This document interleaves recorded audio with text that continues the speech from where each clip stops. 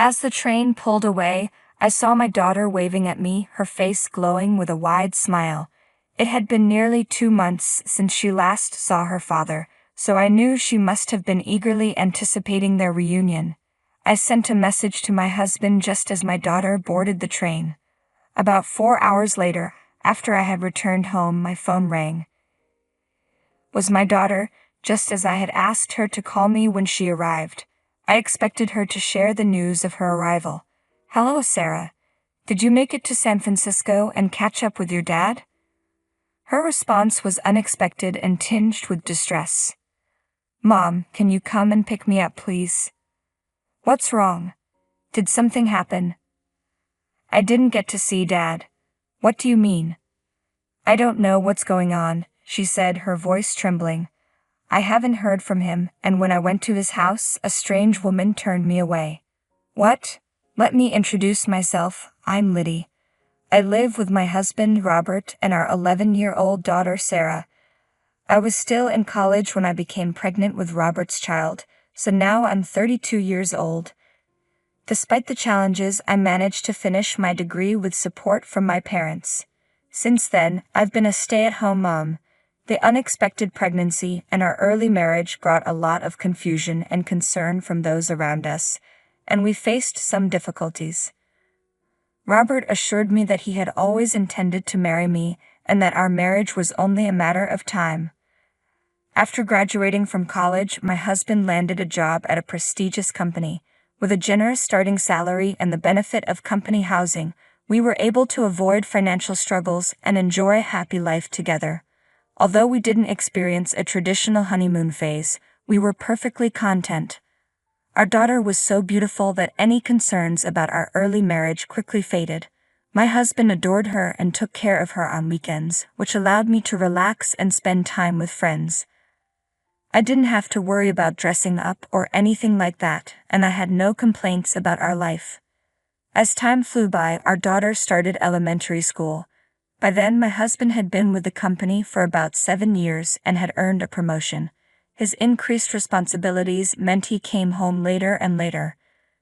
Despite this, we made the most of our weekends with family road trips, creating many cherished memories. I believed that these happy times would continue for a long time. One day, as I was settling into our routine, the company announced a transfer for my husband.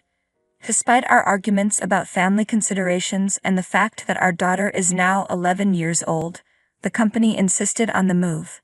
Until now, his reluctance to relocate was understandable because our daughter was still quite young. But now, with her age and his career's importance in mind, the company was firm that this transfer was crucial for his career advancement. The company he works for is large and has many potential replacements, but this move is essential for his future promotions. Our daughter will soon be starting junior high and then high school, and I want her to go to college as well, which will come with its own set of expenses. Given all this, I reluctantly agreed to the transfer, hoping it would be beneficial for his career. I was informed that the assignment would last approximately 6 months. Well, 6 months should be manageable, I thought to myself. However, my daughter was quite attached to her father and felt anxious about being separated from him. My husband reassured her that he would call every day and make an effort to keep her from feeling lonely. He also promised that they could spend weekends together, ensuring he would remain a significant part of her life. It was clear how much he cared about his family. My daughter agreed, saying, "I'll miss Daddy, but I'll manage." We both waved him off with smiles, though my daughter's sadness was evident. Just 3 days later, my husband called us via video chat, spending a considerable amount of time talking with our daughter. He reached out before she even had a chance to miss him. I found myself laughing, amused by their interactions and thinking about who was the more childlike one in the conversation. It was heartwarming to witness their bond through the screen, and I felt reassured that their relationship remained strong despite the distance. During the first weekend after his move, my husband was too busy to come home. However, the following week he managed to make time and arrived on a Friday. I was incredibly grateful for his effort to be with us, despite his demanding schedule. My daughter was overjoyed to have dinner with her father after such a long time apart. But about 2 months into his new routine, I noticed a shift in his behavior. He had initially called our daughter for video chats every 3 days, but the frequency of these calls dwindled, and he eventually stopped calling altogether. I understood that he was swamped with work and had to handle all the household chores on his own. I knew that as he settled into his new job, he might also start socializing more with colleagues. I didn't want to add pressure by insisting he stay in touch regularly. With this in mind, I chose not to push him and hoped he would find a better balance as time went on. However, my husband began contacting me less frequently, and his visits home became increasingly rare. I tried to explain to my daughter that her father was swamped with work, but I could tell she was struggling with his absence, even if she didn't voice her feelings. This situation was far from ideal, and despite understanding his busy schedule, I asked him to at least make a brief call to her, even if it was just for 5 minutes. Our daughter often seemed lonely at home. My husband apologized, saying, "Oh, I'm sorry," but he still didn't reach out to Sarah. Her birthday was approaching, set for the coming Saturday, and I hoped he might come home to surprise us. Sarah also held out hope, saying, "Maybe Daddy will come home." But on her birthday, he didn't come, nor did he call to wish her a happy birthday. This time Sarah was deeply disappointed. I was so upset that I called my husband several times and left multiple messages. Lately he hadn't been answering my calls or returning them, so I persisted, making several attempts to reach him. After about the 5th call, he finally answered. "What's going on? Why have you been calling me so much? What are you doing?" "What? Today was Sarah's birthday. It's Saturday and you didn't come home. You didn't even call to wish her a happy birthday." "Oh, I'm really sorry about that. I didn't realize how important it was for her to see me on her birthday. I know she was looking forward to spending time with me. Tell her I'm really sorry and wish her a happy birthday." Despite my frustration, he only offered apologies. I gave up and ended the call, but my anger flared up again as I hung up the phone. "Please think about your daughter and take better care of her. You might be busy, but I still think you're being disrespectful." I sent him this message, and his response was simply, "I understand. I'm sorry." Things didn't improve after that. Another month passed and summer vacation began for my daughter. Recently, she told me that if her father couldn't come to see her, she would go to visit him. She's been repeating this every day since the vacation started.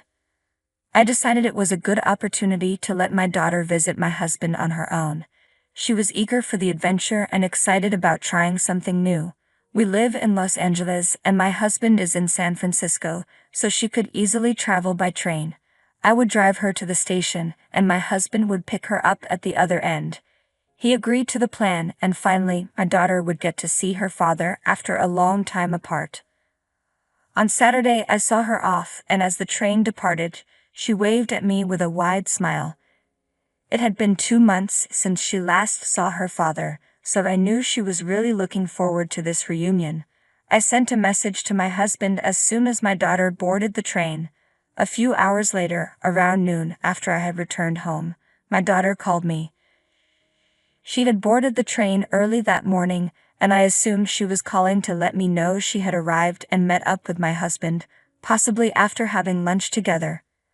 "Hello, Sarah.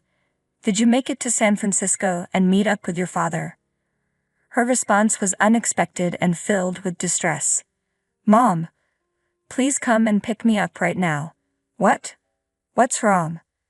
"I didn't see Daddy." "What do you mean?" "I'm not sure. I haven't heard from him. When I got to his house, a strange woman told me I couldn't come in." "What? What did she say exactly?" "No, I need to pick up my daughter as soon as possible. Where are you now?" "I'm back at the San Francisco station." "Then find a fast food restaurant and wait there." Quickly got into the car and headed for the station. I barely managed to buy a ticket and catch the next train to San Francisco. When I finally arrived, my daughter looked up at me, on the verge of tears. We went to a nearby cafe, and I ordered pancakes, which are known to be a local favorite. As soon as the pancakes arrived, her face brightened slightly. She seemed to enjoy them and appeared a bit more at ease. I asked her what had happened. She explained that she hadn't been able to reach my husband at all when she arrived at the station. After waiting for about 30 minutes with no sign of him, she decided to take matters into her own hands and went to his house. I had given her his address just in case. Being tech-savvy, she used her smartphone to navigate there quickly.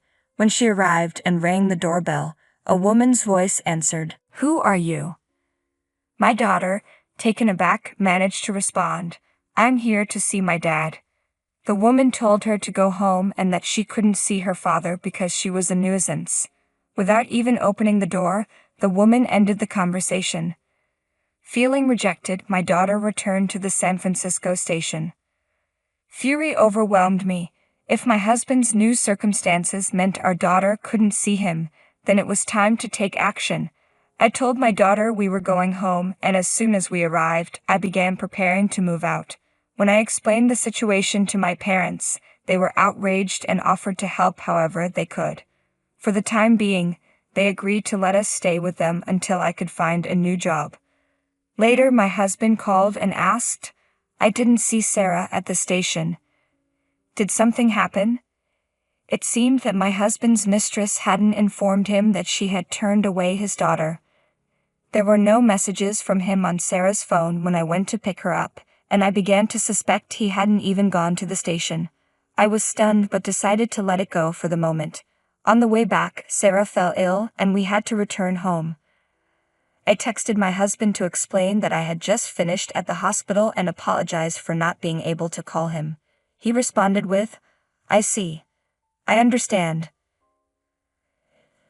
Told him I would reach out if anything else came up, feeling frustrated by how insincere his concern seemed. I thought to myself, for now I'll just leave him be. Afterwards, I took steps to address the situation. I first sent his belongings to his address. Then I received the results of the investigation I had commissioned from the detective agency. I forwarded the evidence of the affair along with a certified letter to his workplace. A few days later, everything should have been delivered. Soon after, my husband called me, sounding agitated. "Oh, hey, what's going on?" "Huh? What's this about?" my husband asked. "Just wanted to let you know what you've been up to." "You've got to be kidding me. We're dealing with a major issue here." "Of course it is. That's exactly what I'm addressing. And I can't believe you're sending my belongings to me. I don't need your things, and I'm not paying rent anymore." "What?" "Sarah and I moved out of that apartment." "Oh, you moved out?" "Yes, about a month ago." "What?